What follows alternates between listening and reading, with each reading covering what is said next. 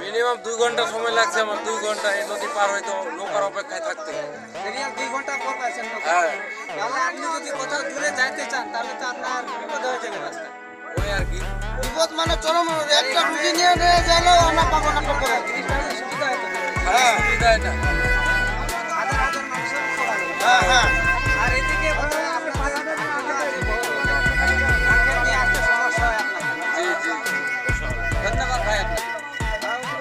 এই জায়গায় এসে আমাদের তো সব এই নৌকায় গ্যাঞ্জাম লাগছে। এক নৌকা আসলে আর এক নৌকার সিরিয়াল পাচ্ছেন, আর মানুষ যে নামবে নৌকা থেকে সেটাও সুবিধা পাচ্ছেন।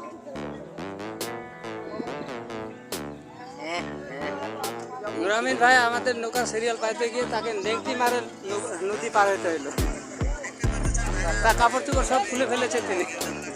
উপায় নাই, যে কৌশলে হোক সে নৌকাতে ছেঁচড়াইয়া কোনো রকম পার হয়ে নদীর পারে আসতে পারছে।